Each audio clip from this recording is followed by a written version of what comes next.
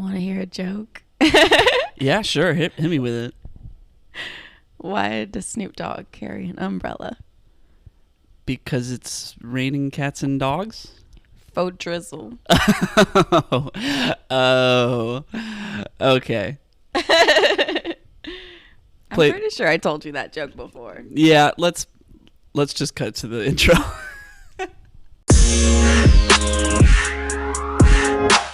Welcome back to the Content Swap Podcast. You are joined by Parker and Aaliyah. And on this podcast, we assign each other a piece of content, engage with it for the week, and then we talk about it on this here podcast. So this week we've got two pretty interesting ones coming up. This is going to be an interesting discussion. I'm really looking forward to it. I hope you are too. Before we dive in, we like to give a little life news update. So I will go ahead and let you take it away. Yeah. Well, before I take it away, want to say happy Black History Month and happy Valentine's Day. I think this will be posted the day before Valentine's Day. So yeah. Happy February. Yes. Lots of things going on. Yeah. Oh man. Yeah. I got a lot of things going on. Yeah. This month. Yeah, it's pretty crazy. But yes, in terms of what's been going on with me this past week, life-wise, same old, work, school, all of that. But in terms of what I've been engaging with, I watched the show Shrinking, which is on Apple TV Plus. Is that what it's called? Apple. Oh, I don't know. I think it's Apple TV Plus. Apple TV But I think Plus? people just say Apple TV, right? Apple TV. Yeah. Anyway, Apple TV. It's on Apple. Yeah. And if you're unfamiliar with what Shrinking is, it has Jason Segel, Jessica Williams, and Harrison Ford.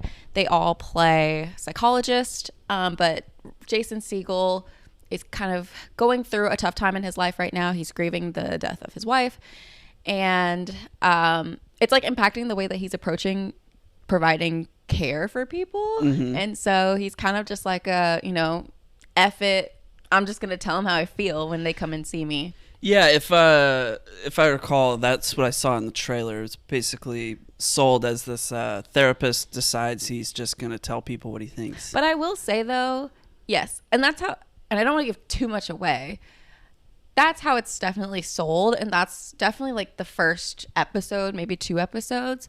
But I think it's less of that the more you watch the show. Okay. And more of just like, I don't know, it's like less... It's like an inciting event meant to sell you on continuing to watch it, but then from there it's just like, I'm invested in the characters. For sure, yeah. Yes. And like, of course, like, I feel like they make that whole approach of like therapy that's shown in the beginning of the episode such a like severe thing of like, oh, he shouldn't say that to his clients. But then like later on, it's like, I mean, it's, I guess, what's the word I'm looking for? Unorthodox? Unethical?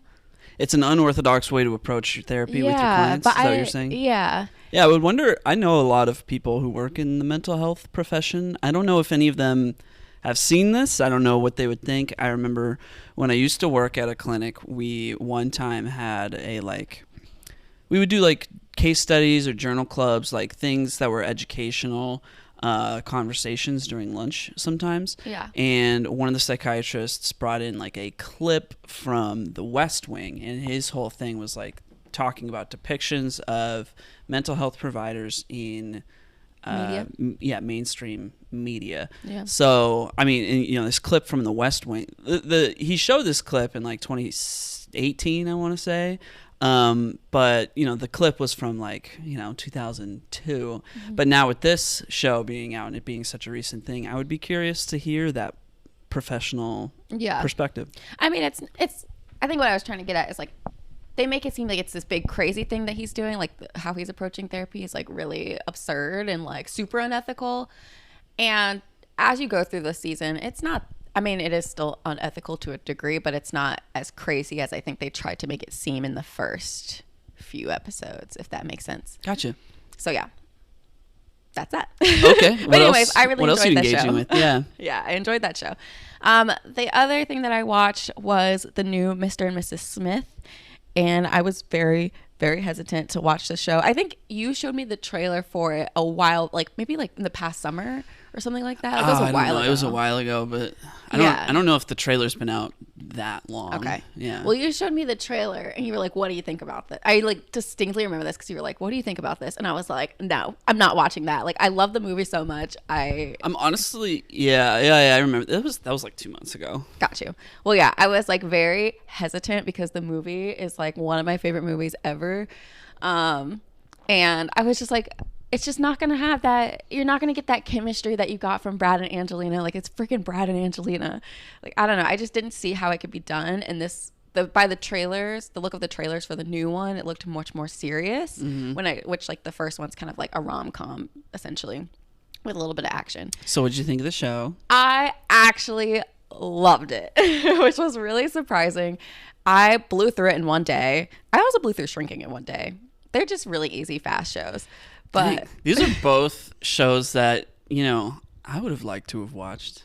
I'm sorry. Well, okay, so we've been watching the OC, and you were like, you need a new show outside of the OC because I can't watch it with you all the time. I know. So I was like, fine, I'll watch whatever I want to watch. No, that's fair. That's fair. I guess I'm not saying shame on you for watching those things without me, but I am saying, having seen the clips that I did, like kind of watching you watch it, I'd be very interested in watching these. Yeah, they're fantastic. Mr. and Mrs. Smith, especially, I was like, oh, this seems. It was really good. I want to watch all this. It was really, really good. Yeah. I enjoyed it. And I posted on my Instagram. I was like, I was really hesitant to watch this, but I absolutely loved it. And I got so many comments of people being like, okay, it's good to hear you say that because I didn't want to watch it because I love the movie so much. And now that you've said that, I'll watch it.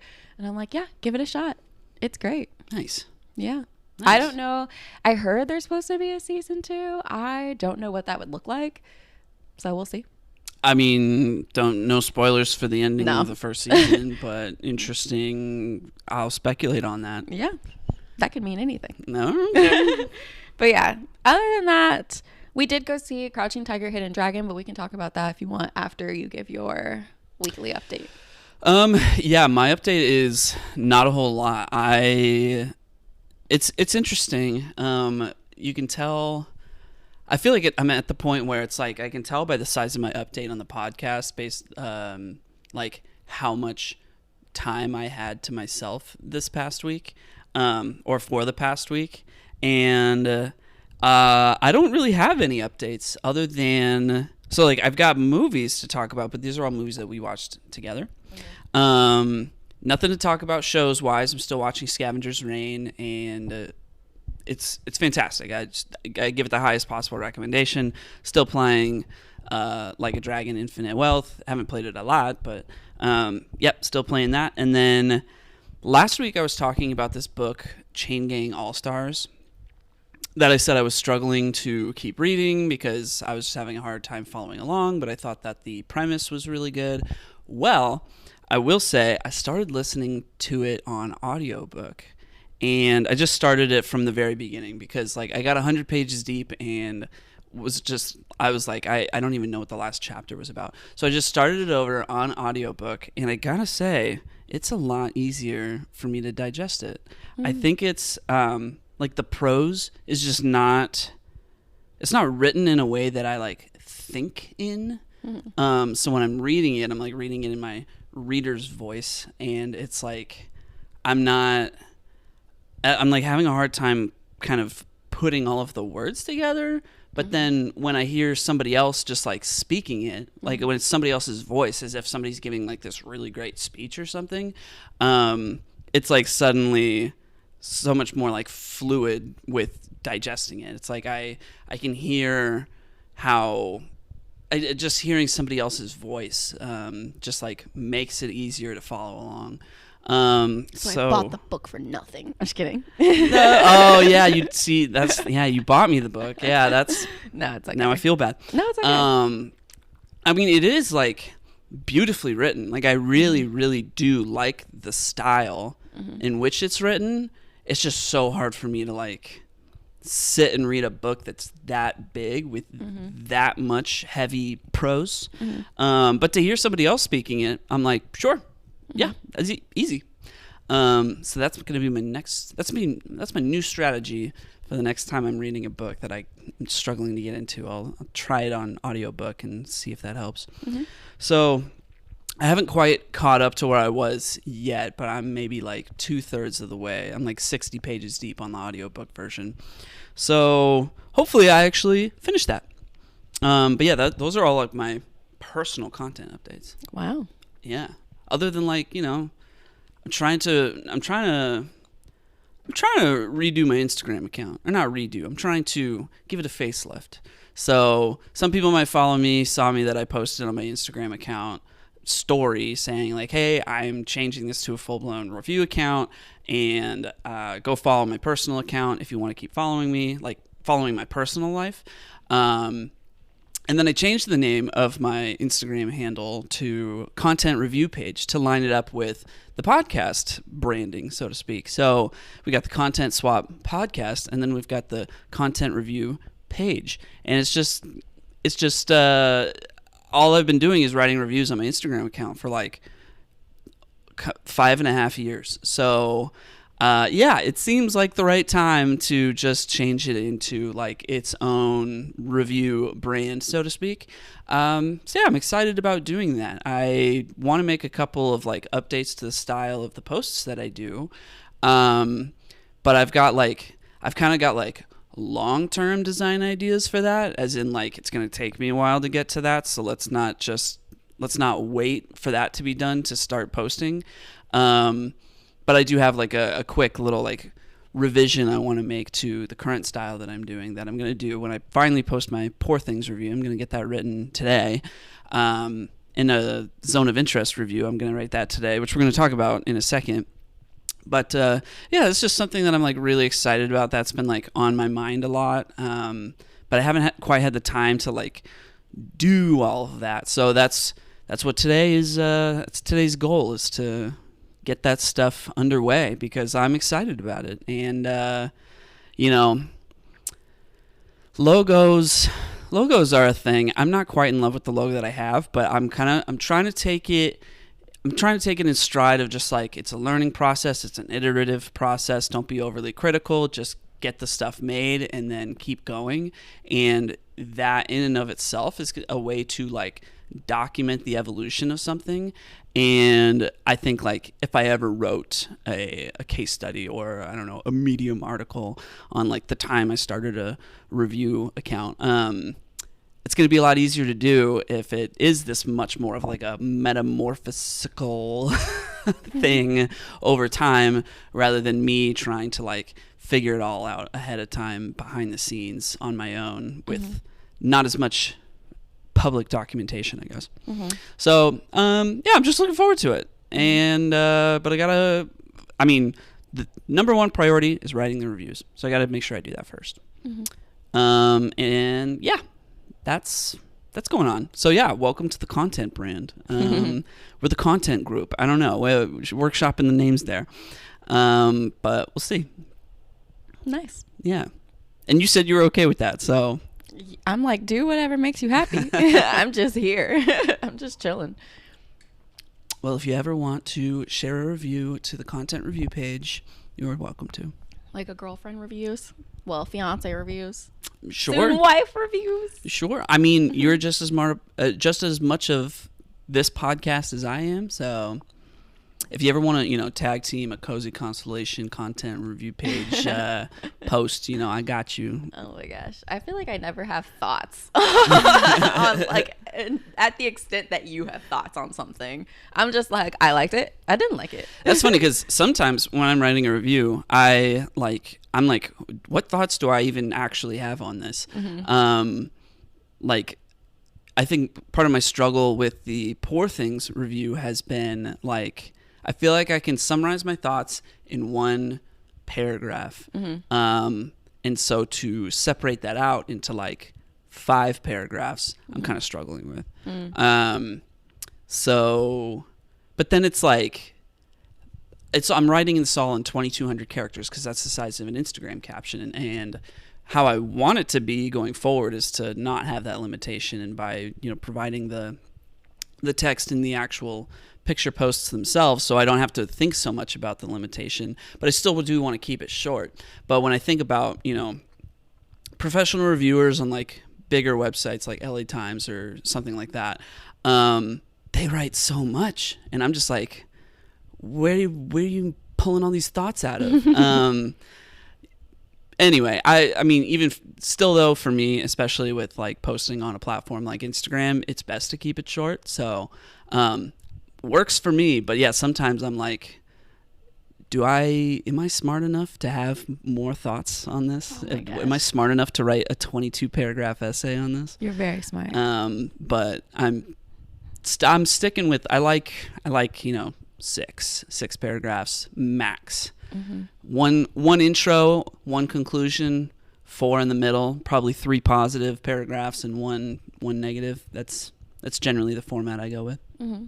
Anyway, thank you for attending my breakdown of Your the plans. masterclass. Yeah, my masterclass, my plans for the future of the content review page.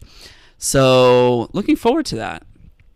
Anyway, shall we get going on? Oh no, wait, no, we still got to talk about these movies that we watched this week. Hey, wait, you go first. I want to hear your thoughts on some of the movies that we watched. I've forgotten what we've watched. So okay, we watched Zone of Interest. We watched Crouching Tiger, Hidden Dragon. Yeah. And we watched a bunch of Adam Sandler movies. Oh yeah, okay. I'll start in order of what we watched when. So we saw Zone of Interest, which I think is our final. Well, we haven't watched Anatomy of a Fall, but that's streaming at home. We could watch that. Yeah, I don't think we need to go to the movies for the Best Picture nominees anymore after seeing Zone of Interest. So so that was the last movie we needed to see. And I didn't get it. I got it. Like, I got it. I mean, I got the zoomed out high level version of it, of like what it meant, but like the more detail, like some of the scenes, the way that they were shot and the way that they're portrayed, I was like, what is this trying to tell me? Like, I didn't understand that. But high level overview, it's like, yeah, it makes sense. So I didn't dislike it. I didn't love it. I will say it's nice that it was short. It wasn't like a super long movie, because had it been any longer, I would have been like, can we leave? Yeah.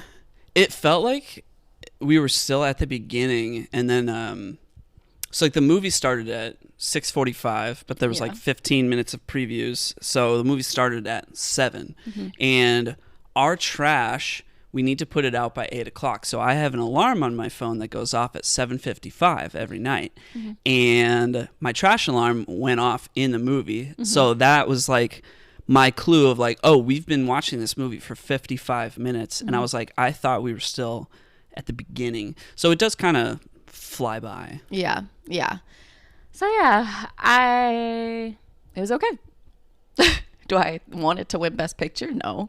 I don't think it's gonna win Best Picture. I got it, but I wasn't. I don't know. I don't think I was that impressed. Yeah. Like I got what it was going for, for sure. Mm-hmm. But I don't know. I was kind of I was a little in and out. I didn't get that much sleep the night before, so that certainly wasn't helping. But I don't know, like, yeah, it's not very transparent. It is a bit more like, I mean, some of it is very on the nose of like, here's what we're trying to make you think about, and some of it is not so on the nose. I think when you think about how it uses sound, it's very clear what it wants you to think about. But from what it's showing you, I mean, there's like certain elements of it that are like, okay, I get the point of what they're showing me there, this like dichotomy that exists in the film. I don't want to like go too deep into it because it's kind of like the whole point of the movie. But then just certain other scenes, especially like the end, there was a component of the end where I was like, yes, that's obvious, I get that. And then there was another component of the end with like the actual character that I was like, the heck am I supposed to take away from that? And I'm not so hot on movies that I like it when I'm supposed to interpret something from a movie and I can dissect it and interpret it and feel like pretty confident with that interpretation. I'm not so in love with movies that feel so loose that it's like to where I like I don't actually believe that there was like an artistic intent, or at least the with what the artist gave me and what their intent was seems like such a leap. And that's what it felt like to me. Like that's going to be whatever the actual intent was, that's going to be a leap. That's what it felt like to me. And maybe it's not. I don't know. I haven't read anything about the director's intent with certain scenes and things, but I'm not as in love with I don't know. I'm not saying everything needs to be like clear to interpret. Like I do like, playing around in the gray area of interpretation, but it just felt like I don't believe you, like in what you're trying to convey is being conveyed how you wanted to convey it. Yeah. I don't know. Yeah. Yeah. But it was still good though, Yeah. But yeah, I wouldn't call it great. Yeah.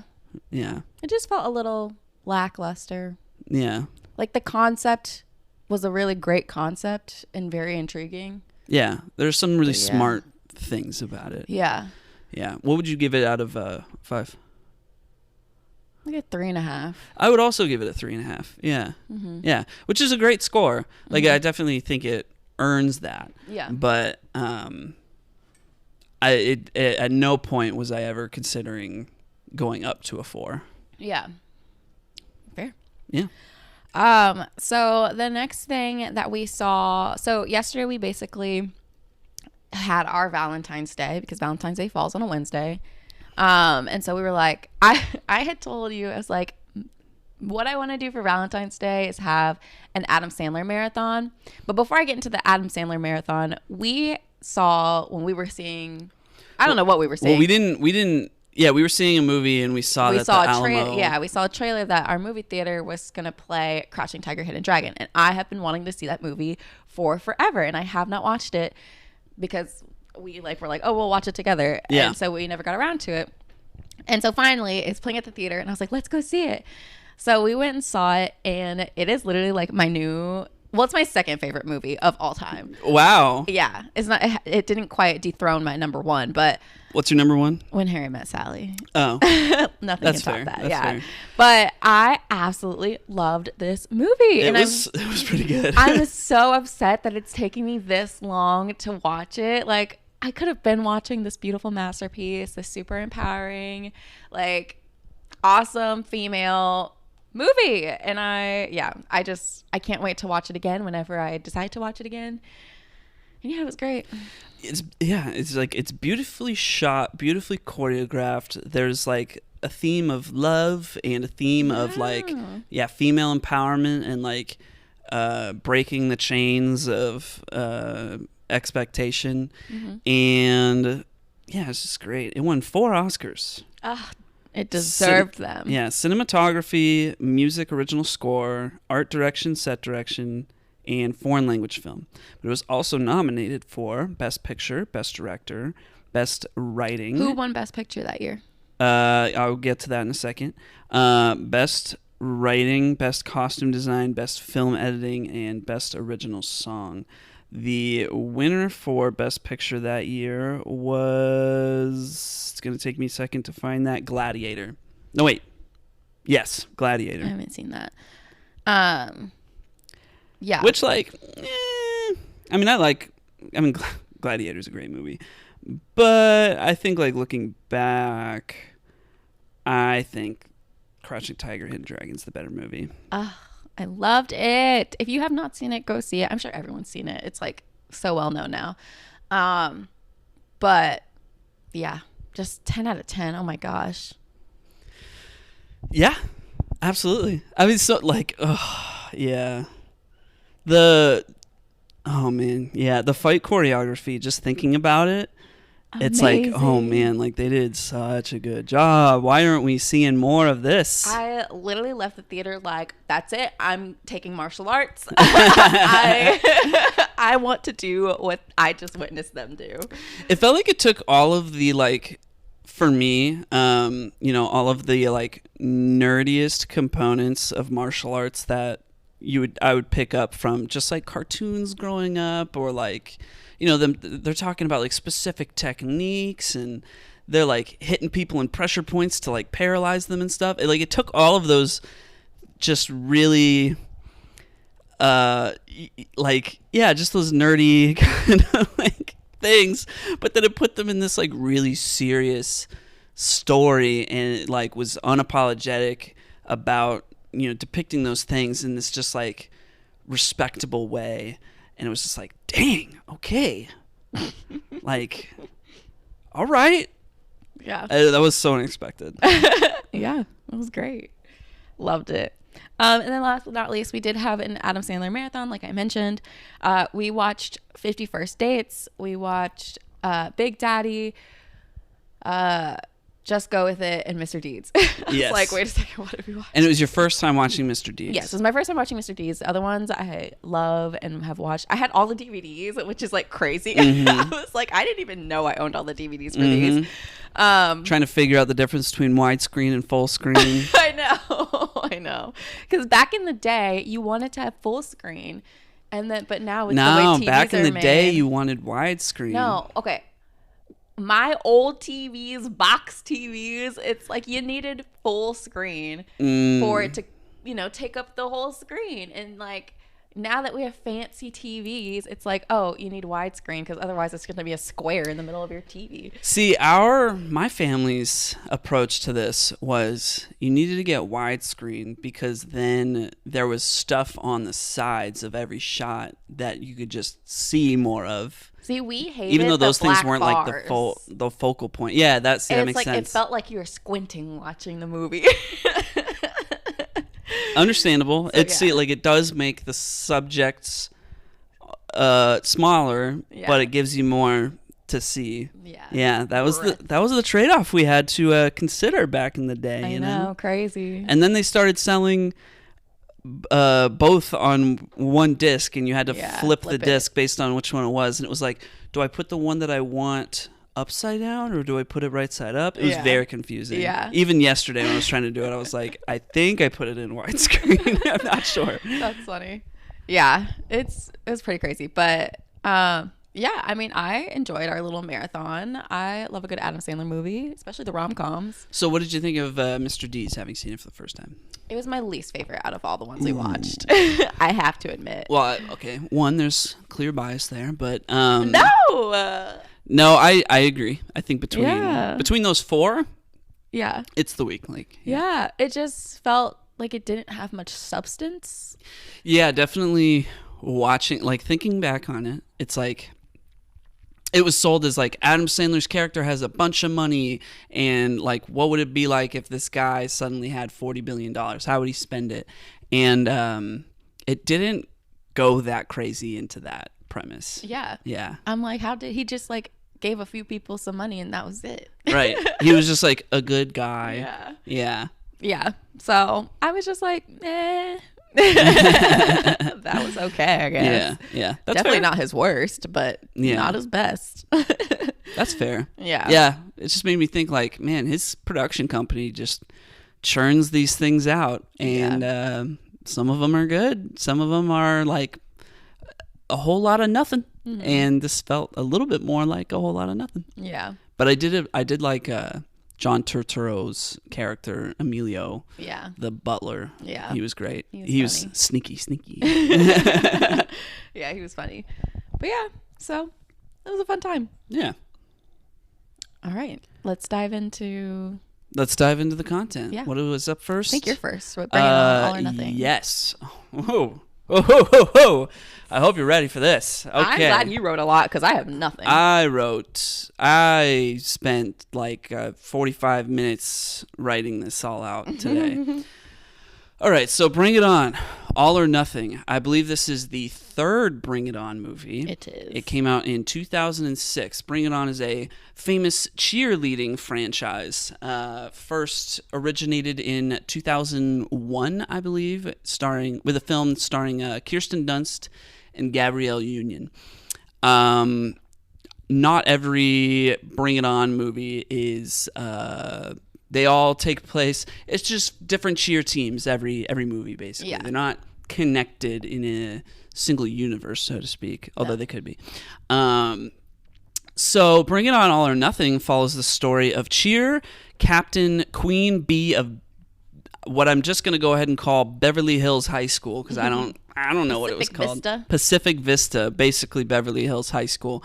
Follows the story of Beverly Hills High School's cheer captain, Hayden Panettiere, her name's Brittany, but I'm just going to call her Hayden throughout this. So Hayden's got it all, and her boyfriend Brad is basically going to be homecoming king. And one day, she finds out that her family has to move to Crenshaw Heights.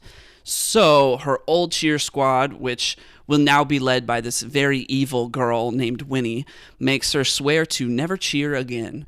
And they have a whole burial for her old cheer outfit on like the football field. Her pom-poms, okay. But they bury her pom-poms on the football field, which like I feel like that would get you expelled.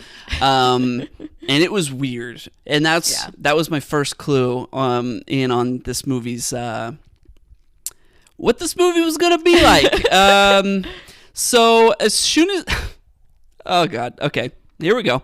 So as soon as she gets to her new school in Crenshaw Heights, it's all hydraulics and breakdancing. As soon as she gets there, it's so problematic. And she comes in driving her Beetle convertible, blasting Lizzie McGuire or some crap. I don't know. I think it was like Avril Lavigne or something. Okay, Avril Lavigne, yeah. And everybody's like, what is this girl doing here? So she proceeds to then meet the cheer queen of her new school, which is played by Solange, Beyonce's younger sister. And Hayden immediately calls Solange's handbag fake, which is one way to start your social life at this new school, I guess. One other girl says to her something like, "What's this BS?" or something like that. And Hayden lights up. She's like, "OMG, you speak IM? NFW." And I was like, this is going to be so like 2006 cringe core. And I'm going to like, it's going to be a guilty pleasure. I could tell, you know, like I hate it. Like I fundamentally hate it. Mm-hmm. But because I hate it, kind of love it, you know? Yeah. Like it's bad. Yeah. It's bad. And I'm not just, I want to be clear, disclaimer up front. Like I do not applaud this movie for the things that it is doing. Yeah. But dang, is it entertaining. So Hayden's character clearly doesn't fit in and wants to go back to her old school, but she's acting all privileged all over the place at her new school. And like, I don't know for me how I could possibly be feeling bad for her. And I'm unsure if they want me to feel bad for her. But eventually she does decide to go to cheer practice at this new school. And she shows that, you know, hey, she's got some moves. So Solange and the gang basically let her join. And what's going on is all of the local cheer teams are going to be competing in front of Rihanna. Yes, that Rihanna, the real life Rihanna. Like what other Rihanna is there? Rihanna is in this movie as Rihanna. They're going to be competing for her to be in one of her music videos, which, like, yeah, who wouldn't want to win something like that, right? So Hayden, though, thinks that the squad isn't going to have what it takes to win, and she's got an attitude about all their steps, and Solange is like, what, can't keep up, white girl? And Hayden complains about, like, how half their moves are actually illegal, but then she sees some of the boys on the squad crumping. If you're not familiar with what crumping is, I wrote down the definition from the Wikipedia page.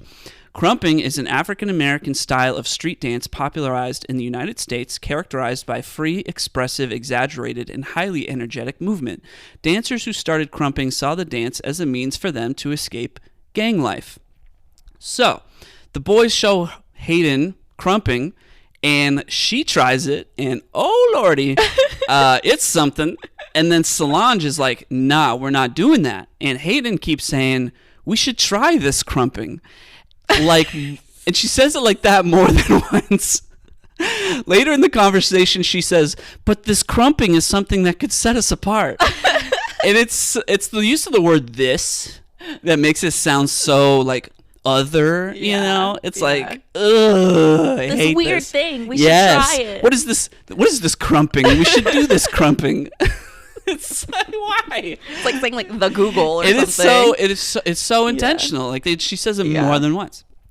So yeah, that was when I knew this movie was going to be pretty unhinged. Like I could just tell. Yeah, this movie it doesn't hold up. It's going to be problematic as heck. But yeah, it gets worse. It gets worse and worse. So anyway, at the end of the day, though, they decide they're going to do crumping in the routine. Meanwhile, back at Beverly Hills cheer team, they're practicing dangerous and illegal moves under the guidance of Winnie. And some of the girls on the team aren't digging it. And the team, the team is basically like all made up of white girls. There is one girl who's Asian. Her name's Amber. And she like threatens Winnie with kung fu at one point, which was super out of pocket. And then I think Winnie calls her Crouching Tiger, which was even more out of pocket. I was like, okay, I can't. Like, this is a little much. Yeah. And then Winnie then proceeds to like try to seduce Hayden's boyfriend Brad in front of everybody at cheer practice, which was like, this is weird. So then like later on, Hayden gets a phone call. I think it was from Amber, basically warning her that like she's gonna lose Brad. I think it was something. She says something along the lines of, "You already lost your cheer team. Sorry, you already lost your cheer team. Do you really want to lose Brad too?" I'm like, yes. Which like yes, because yeah, that's literally what I wrote. I wrote which like yes because Brad sucks. Yeah. So Brad, Hayden's boyfriend, is such a piece of trash. He has been hooking up with Winnie this whole time, and when he and Hayden finally have a date night together and order pizza in, this boy, Jesse, who taught Hayden how to crump, is the delivery boy. And Brad says like all of this mean stuff to him, not knowing that like they know each other. Anyway, Hayden also has a moment with Solange. It's at this point, like it's coming up to the competition, right? Hayden has kind of like she kind of realizes, I don't know, her and Solange come to terms with one another and understanding one another. And Hayden says something like, "I wanted to be a leader, but then I realized I just wanted to be part of the squad." And so, yeah. So with that said, they all go to compete in front of Rihanna. And when the two schools are going at it with each other, Winnie starts acting hella racist to the kids at Crenshaw Heights, like comically racist. Like she becomes an actual cartoon version of what a racist is, and it's like it's mind blowing. And she's getting in Hayden's face, and Hayden, this was one of my favorite parts. Hayden then gets in her face and says something to the effect of, "Back off, white girl." At this point, like, I've completely lost it. Hayden, the white girl, is calling another girl a white girl to like be to like get back at her, and it just was like Hayden has evolved.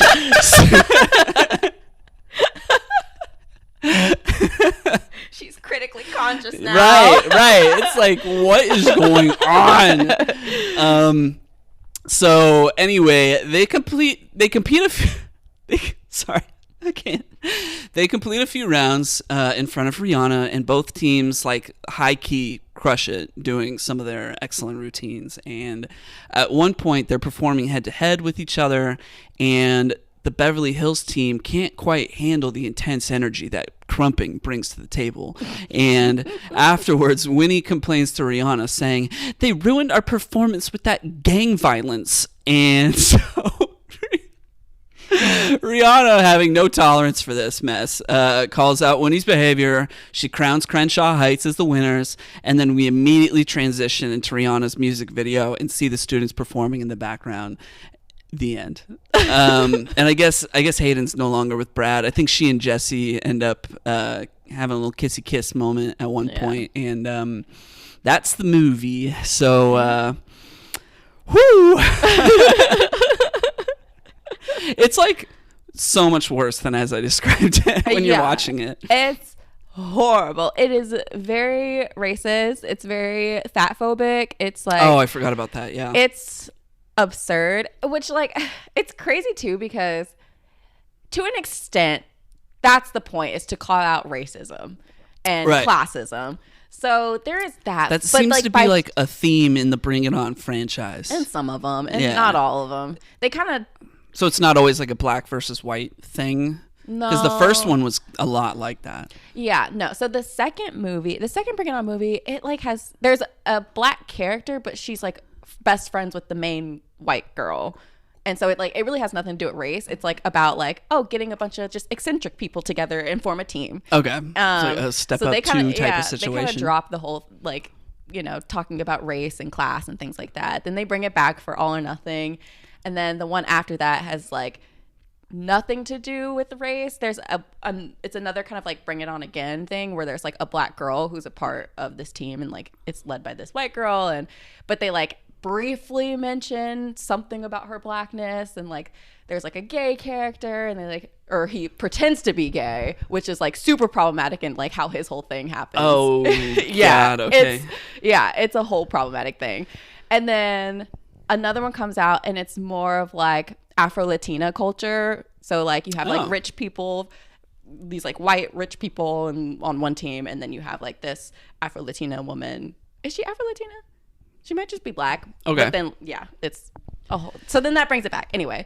And I don't know what there's like more after that. I don't know. Really? There's more. Okay. I think there's one more movie after that, but I've never seen it. I just remember like the first one did have this air of like, white versus black, but like commenting on racism and just like, the first one, it was kind of tastefully done. Yeah, the first one does it best, and it still has its problematic It still does. But the first one for sure does it in the best way possible and for then, the time. Yes, yeah. And then this one goes like full. It does it in the worst way possible. Let's show every stereotype there is. Truly. Let's make this girl as racist as possible. Yeah, it's like they try to talk about it, but they do it in a racist way. Like it's like it doesn't make sense. I don't like. You just have to watch it to understand what I'm saying. Mm-hmm. It makes no sense. And so but I will say, if you ask any person who has engaged with Bring It On as a franchise, your first one is the absolute best, obviously. This one is everyone's second favorite. Yeah. And it's like, because it is so just absurd. I mean, yeah, I was entertained by it. Yeah. It's like this movie's like it's like Avatar or like Pocahontas.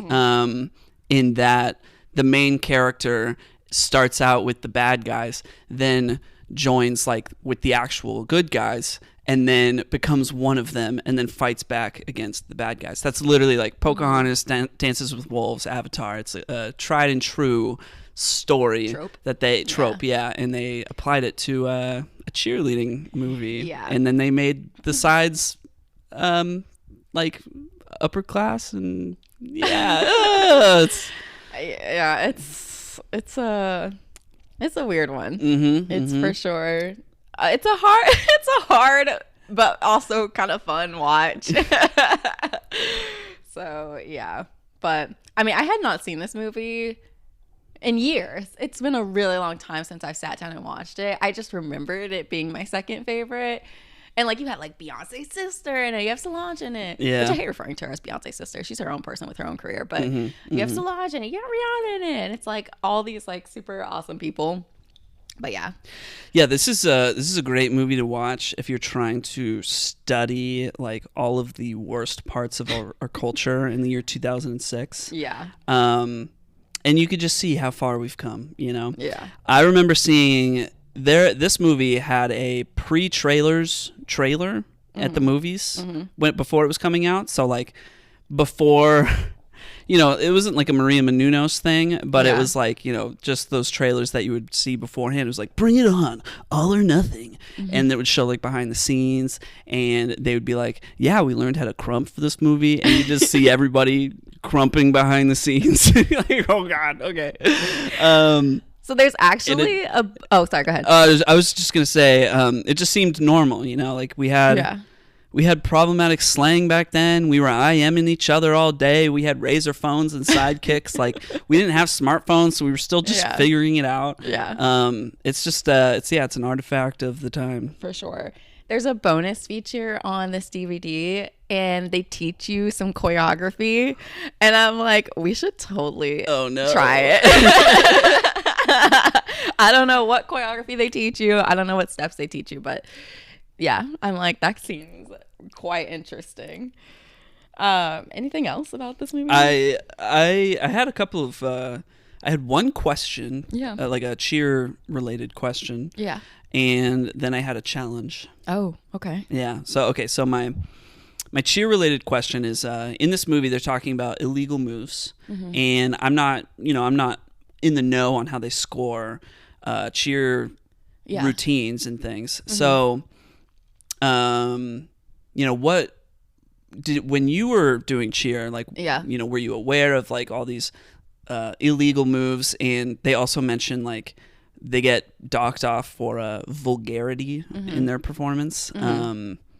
So like, sexual moves and things like that. So like, were those things that y'all were like thinking about or like aware of, like, oh, we'll get docked off if it's too vulgar or too dangerous, or so to an extent, so like there's no, as the cheerleader, you don't have a book that says here are all the things you can and can't do, but your coaches are kind of aware of like what is an illegal move and what isn't. And so like for example, a lot of time if it's something's really like dangerous, where like, so especially for stunts, like if you like you always have to like, you have to have like, a hand on the flyer or something like that, if you're doing some sort of move or whatever, just because to make it safer. And so when we were doing our choreography and creating our stunts, had this one stunt that we did, and we went to competition with it and got points deducted because it was illegal. So then they had to figure out, okay, how can we kind of do the same thing visually but make it legal?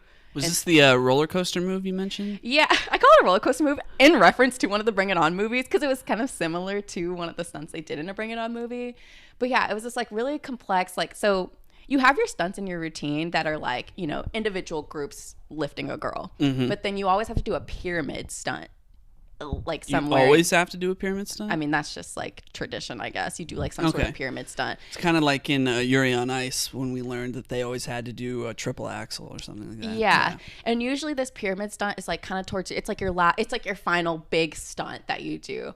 And so yeah, we had this pyramid stunt that was like super complex. Like we were like tossing girls to other sides and like doing these like weird kind of like swinging things, and they would fold over and all kinds of stuff.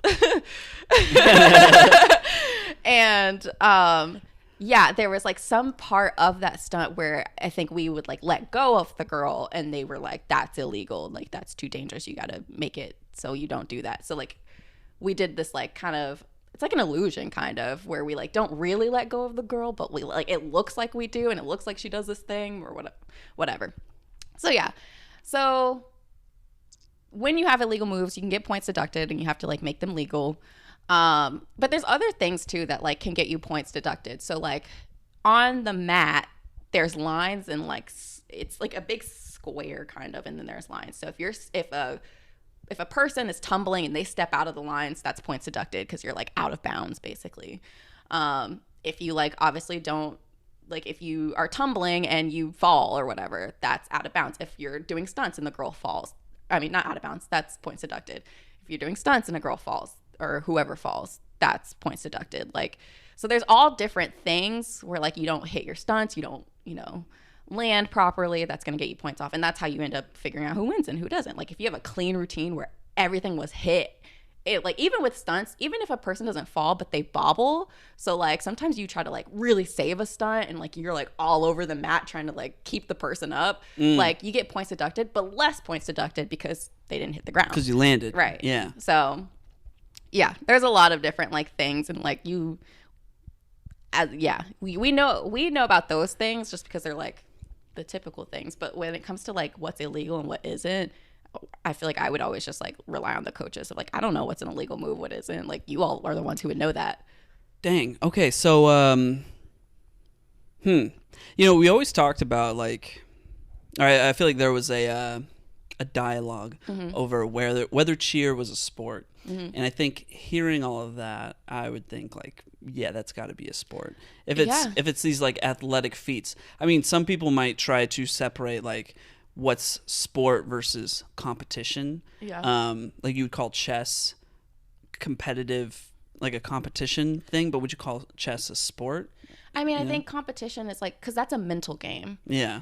Versus with like cheer, it is very physical. It's very dangerous. Well, yeah, it's incredibly physical. Yeah, it's an extremely dangerous sport. Right. And so, yeah, I think there's differences in terms of that. And I think cheer gets a bad rap because it's like happening. It's so there's like a gender bias. Yeah. Of like, it's happening at the football game. Like the men are on the field and the women are on the sidelines cheering on the men. But then when you really look at like the core of what cheer is, like in this movie, you know, they've got just as many men on the cheer team as they do women. And it's like, yeah, the athleticism on display is like, it's a completely different type of athleticism than football. And in some ways, like, it's more impressive because you're doing like flips. Yeah. And there's differences too, because you have sideline cheering, which is you're cheering at football games, you're cheering at basketball games.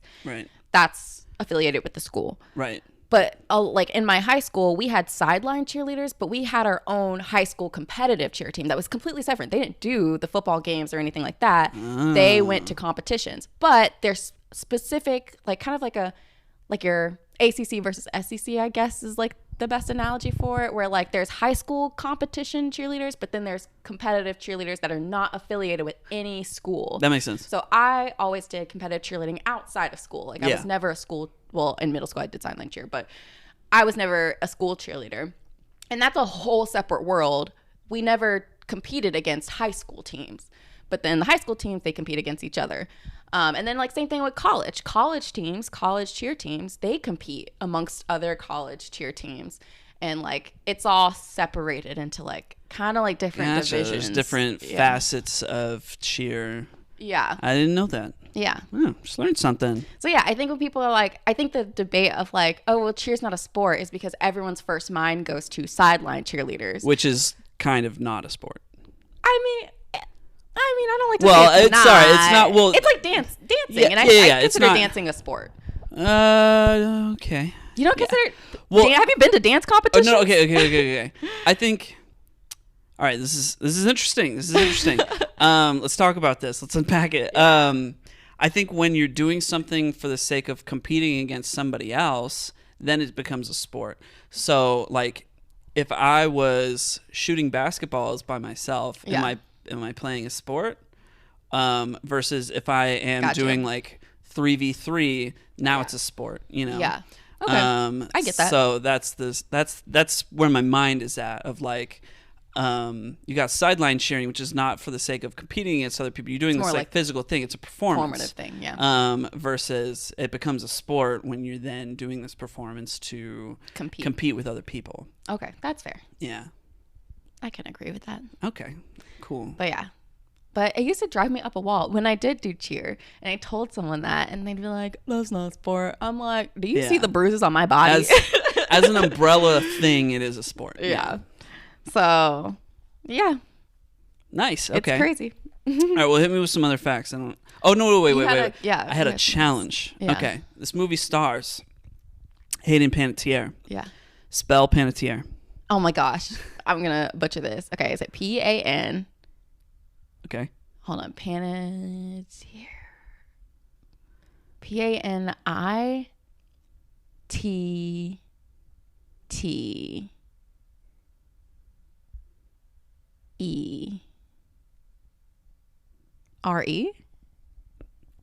Okay, you just spelled panettiere. It is Panetttiere. Ah. Yeah. So you misplaced the I. Yeah.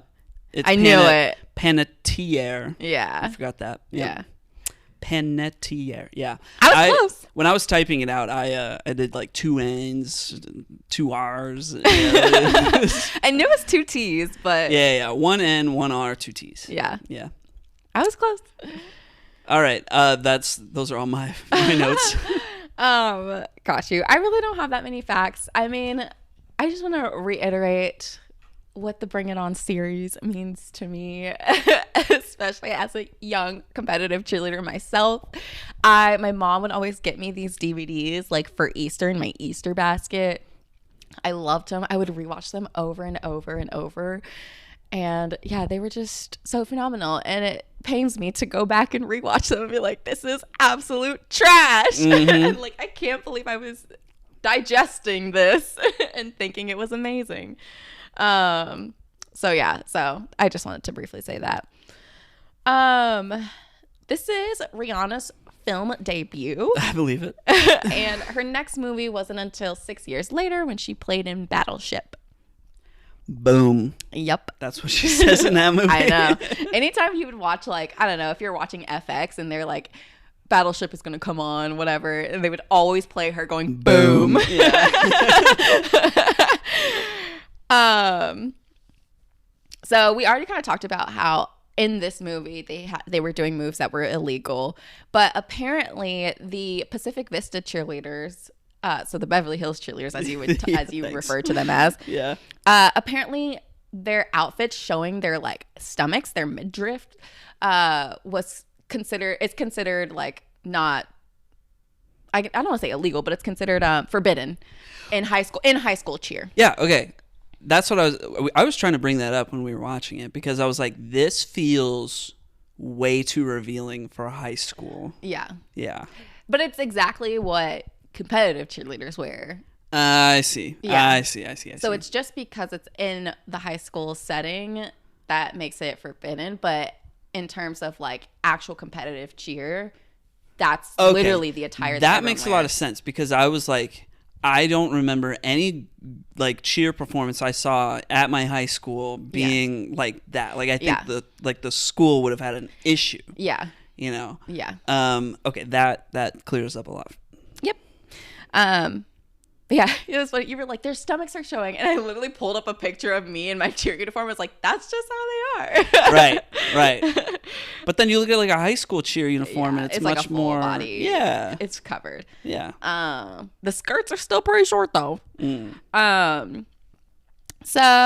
yeah, that's literally all the facts that I have. I have a question for you. Did you have a favorite character? Oh, did I have a favorite character?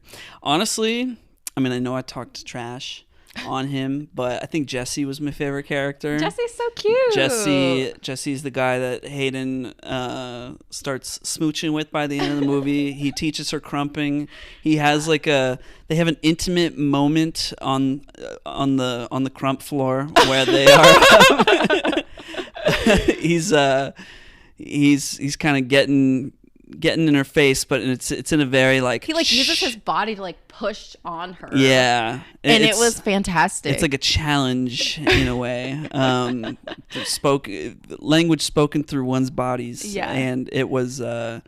I gotta give him credit for that. It was a baller move. Yeah, young me was like, I was swooning so hard. Yeah. I was like, this man, he's got it. I was like, this kid's not even like the best looking guy, but he can dance. No, I think cheer. He's so cute. I think of all of the you can't act. I can tell you that. I think of all of the like love interests in the Bring It On series, he's like my number one. The guy in Bring It On, In It to Win It, he's pretty cute. I forget his name. He was in some other stuff. But I have no idea. Don't ask me. Yeah, I forget his name. I feel like if you saw him, you would be like, oh, I know that guy. All right. But yeah, no, Jesse's like one of my favorites. Nice. But anyway, that's all that I have for this movie. That's everything? Yep. Was it Noel Arezaga, this guy? No. Oh, okay. I'm looking at the IMDb page for He's like Bring It really On, tan. Anna He kind of Tawin. looks like Taylor Lautner. Oh, is it Michael Copon? This kid? Yeah. Yeah, okay. That's I get it. He was in One Tree Hill. Oh, he played. Oh, okay. All right. I thought I recognized I was like, him. you'll know this He dude. was the Blue Power Ranger in Power Rangers Time Force. Yeah. Yeah, he was cool. He was his whole thing. He raced cars. That was his character's shtick. Mm-hmm. Yeah, he's my second favorite love interest because he was just so stinking cute. Was he also one of the boys in motion? Oh my gosh, yes! I was like, That's so Raven. the boys in motion. Yes, and I loved him. I think his character was Ricky in. Yeah, none of this. That's a Raven. None of this is surprising. Yeah. Oh my gosh, I was so in love with him. Yeah, here he is as a Power Ranger. Nice. Yep. Nice. Oh my gosh, I forgot he was Ricky. Ricky was the love of my life. Freaking love the boys in motion. All right. So is that it for Bring It On? That is it. All right. Let's move on.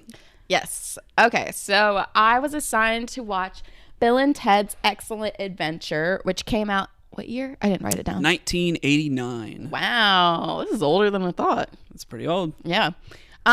So this movie is about high school friends Bill, played by Alex Winter, and Ted, played by Keanu Reeves. And neither one of them really takes school seriously, and they have dreams of starting a band despite not knowing how to play guitar. So we learn that due to poor grades, Ted's dad has plans to separate him from Bill and ship him off to military school. I like how you phrase it as like a plan to separate him from Bill, as if that's what the he whole says. thing. I mean, his dad was like, Bill's a bad influence. Like, I'm sending I you guess to... that's true. Yeah. So, yeah, it was to separate him from Bill and send him to military school. Yeah. So, luckily, a man from a futuristic society that worships Bill and Ted... His name's Rufus. He intervenes and tells them that they have to pass history in order to prevent them being separated. And so he provides them with this like time traveling phone booth to go back in time and look at any historical event. And so why is it that they can't be separated? Because then their society would cease to exist. Right. And so did we clarify that they're known as like, I don't know, I said who worships Bill and Ted. Oh, they worship. Okay, yeah. Yeah, they're worshipped in the future. Yeah, it's like a whole which important weird. thing. Yeah. So, anyways, with this new info and technology, Bill and Ted decide that they will basically like kidnap a bunch of historical figures to showcase as their history report in hopes of getting an A. And spoiler alert, they successfully do so and pass their class.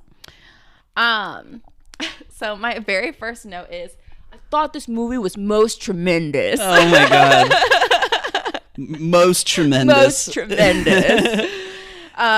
So that was a reference to Bill's vocabulary. He, throughout the movie, is like using these large words, which is like a funny dichotomy because they're like stoners, but yeah. I mean they don't say they're stoners, but you know that's the vibe they're giving. They're off. not smart guys. Yeah, but Bill keeps using complex words. It's like most bodacious. Yeah, like, this would be most heinous if this were to happen. Yeah, and it's just really funny. Quick note on that: Alex Winter said that he would get positive letters from history teachers thanking him for getting kids interested in history, and he would get negative letters from English teachers for affecting the way kids would speak. That makes a lot of sense. Yeah. I mean, I was like, this is a movie that they should play at school. Yeah. Because it's fun. It's like making history fun. So yeah, I love Bill's vocabulary. He was so funny.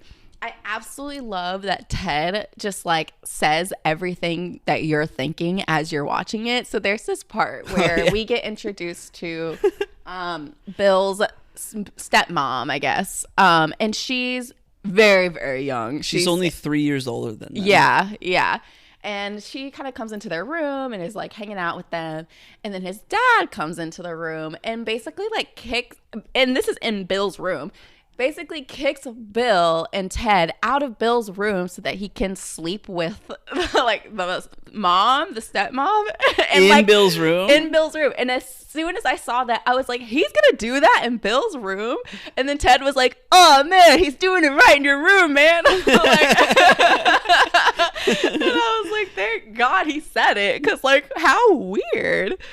So yeah, Ted was absolutely funny as well. But that was like, that's the weirdest part of the movie. It is. I was like, why is this in here? But overall, I really enjoyed it. I thought it was fun. It was super dumb, but just like super cute and like pretty wholesome too. And yeah, it's fun to see silly Keanu. I feel like in the latter half of his career, it's just like so much seriousness and like action packed, and he's fighting off all these people, and so like you forget he has a silly side to him. Yeah, that was a big thing for Keanu to actually like break out of the silly image that playing Ted gave him. Yeah. He was afraid that people would kind of view it like for example, you know how we look at Mark Hamill and we say like, that's Luke Skywalker, you know, like, oh hey look, it's Luke Skywalker. He was really afraid people would just be like, you know, he was gonna die, and then people would say, "Here lies Keanu Reeves. He played Ted." Yeah, I mean that's very fair. Yeah, so it wasn't until I think Point Break. Yeah. Shout out to episode 2 of the Content Swap podcast. That was episode 2. That was episode 2. Yeah, oh my gosh. We talked about Point Break. But yeah, it wasn't until Point Break that he really started to like break out of that image. And at the time when he did Point Break, people were like, the guy that plays Ted, come on. Yeah. But yeah, it worked out. And then he did Speed. Yeah. Yeah. So, but it was fun to kind of get back to, I guess, his roots, where he started. But yeah, that's really all that I have. I really enjoyed this. I would be interested to watch the other ones, because they seem even crazier. Yeah, do you have a favorite historical figure or like moment in history during their excellent adventure? Not particularly. I think because we have done psychology for like our whole lives, I think seeing Freud was like really funny to me. Yeah. Like Sigmund Freud. Yeah. And like like part of their history report was him just like psychoanalyzing Ted. Yeah. And it's just like so silly. He's like, whoa. Yeah.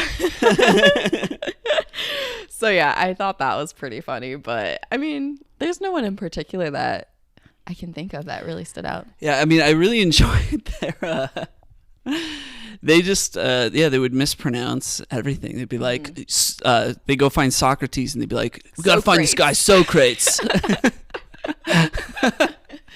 Yeah, that's funny. Yeah.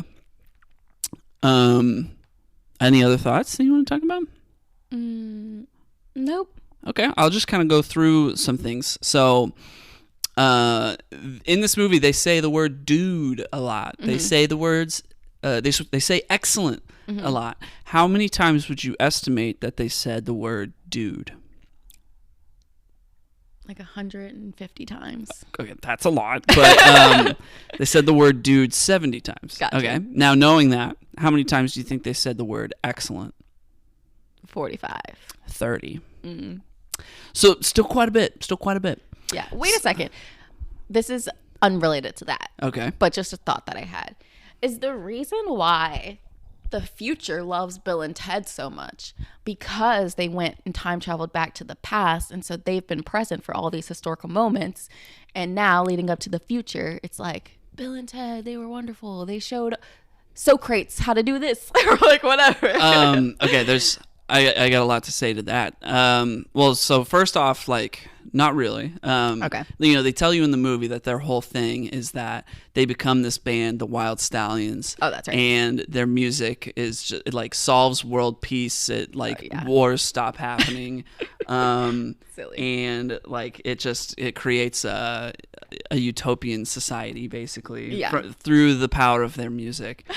But what I will say is that the original plot was to have Bill and Ted accidentally cause all of history's greatest tragedies, like the Titanic in the Hindenburg. Oh my gosh, that would make so much more sense. Right. But so that was the original idea, but that's not the way they ended up going. Yeah, because my thought was like, how are they not impacting the world? Time. Like, yeah. Like they just one stole. Yeah, that's these historical figures and then drop them back off. Like, yep.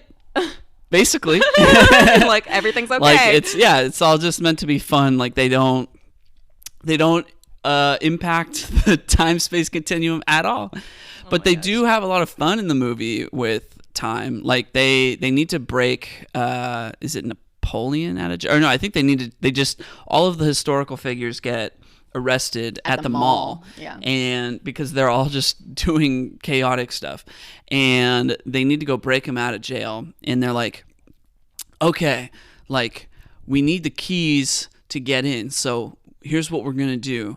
After we do all of this, after the report, we need to make sure that we go back in time, get my dad's keys, and bring them here and leave them right here. Mm-hmm. So as soon as they have that idea, the keys are suddenly like where they said they were going to leave them. So it's like it has a lot of fun with that, of like in that particular scene where they're like, all right, afterwards we got to go like plant this thing because we need it right now. Yeah. And I remember seeing that as a kid the first time and being like, wow, that's so smart. Yeah. I mean, like at the very beginning of the movie, when they're first introduced to Rufus or whatever his name is, they see themselves, like Bill and Ted, I guess from the future Bill and Ted of what they're about to do, pops up and is like, listen to this guy.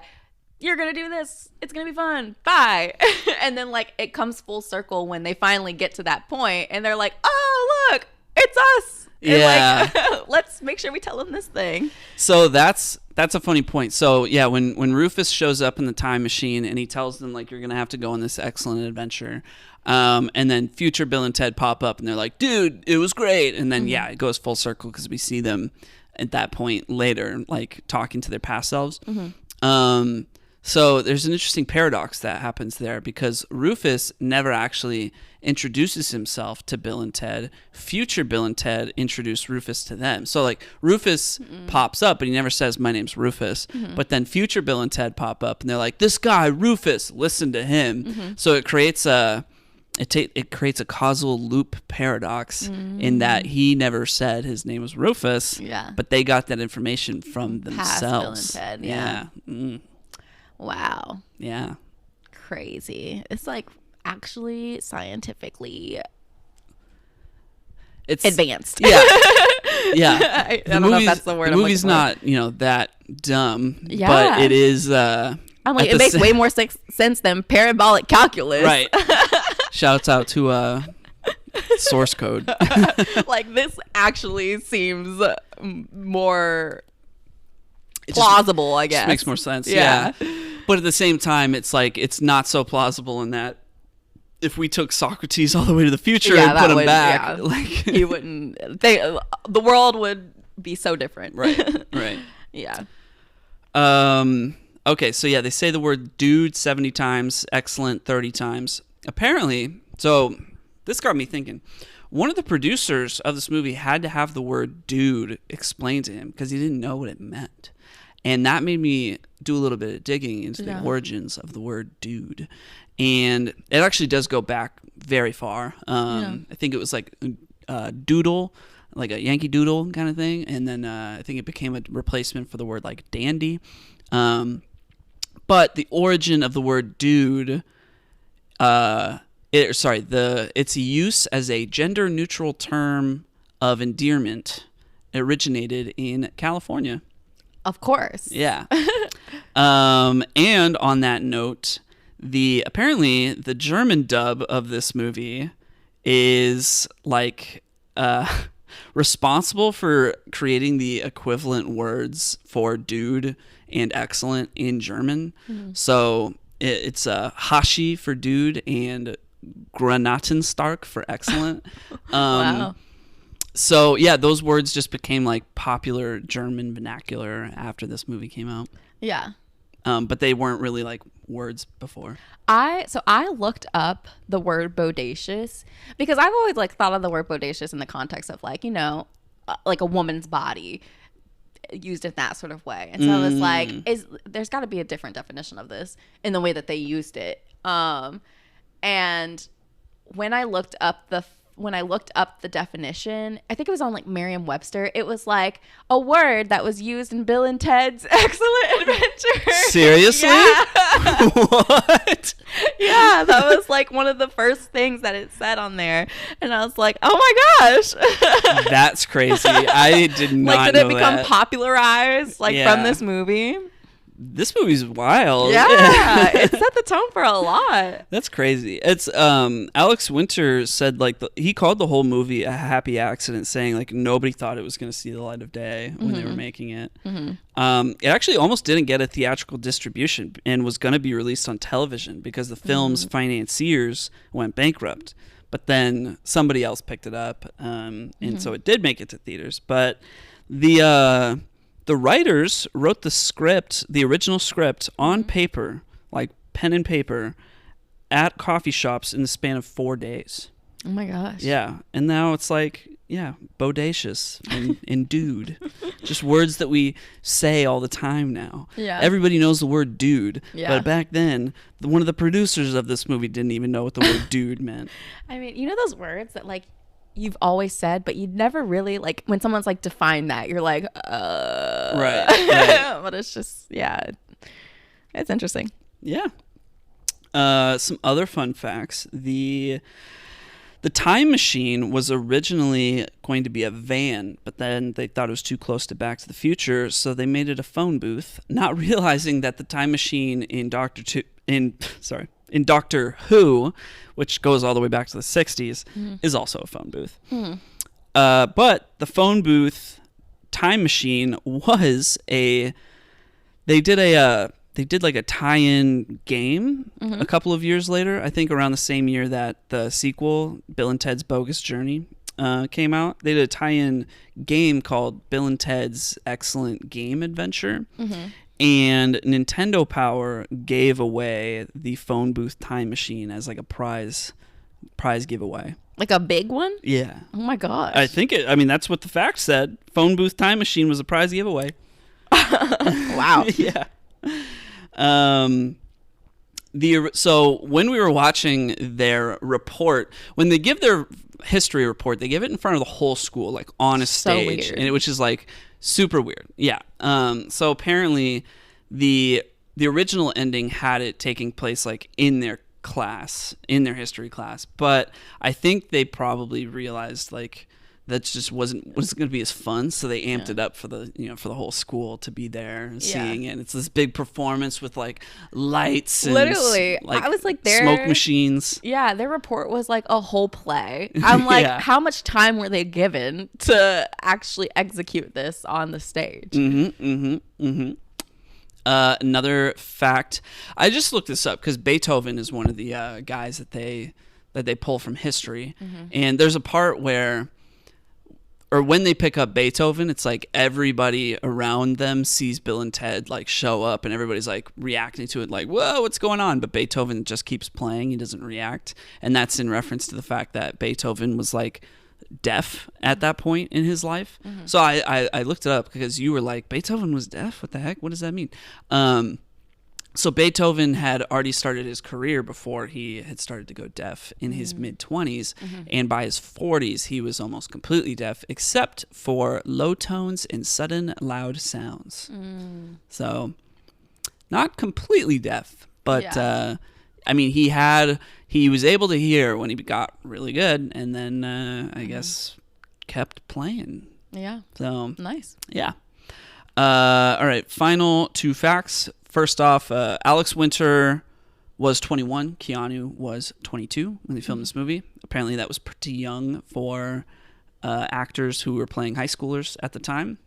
But it's more realistic. And last fact. One of the TV commercials for this movie was George Washington wondering when Bill and Ted were going to come pick him up. Oh. But they never do. He'd be like, any day now, they're going to come get me for the presentation, for their history report, but they never come and get him. That's so funny. Yeah, and those are all my facts. Nice. Cool. I hope you enjoyed it. I did. Nice.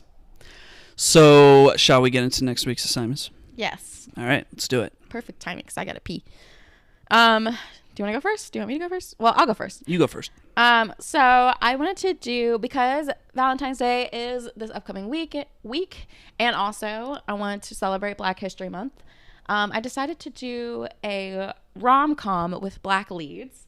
And so I'm going to give you Deliver Us from Eva, which stars Gabrielle Union and LL Cool J.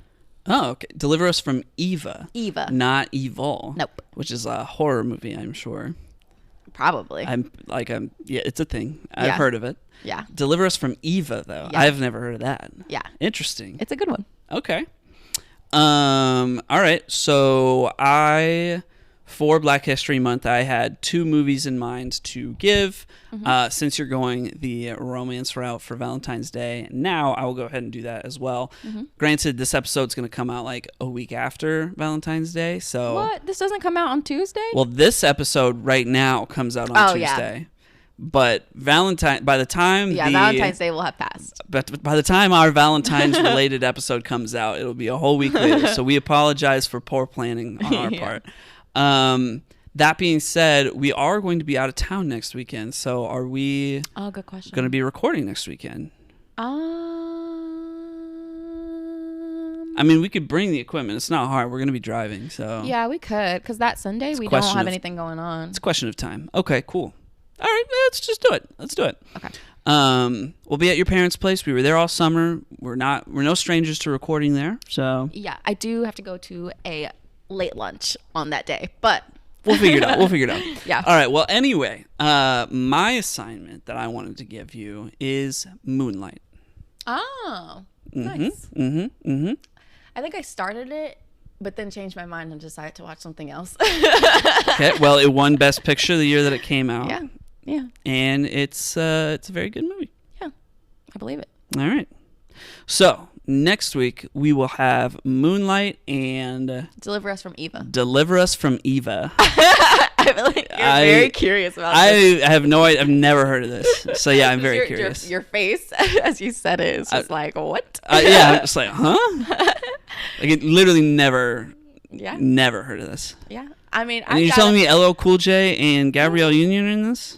I have a whole backstock of rom-coms with Black leads that we just haven't even touched the surface. All right. Well, I'm looking forward to it. Yeah.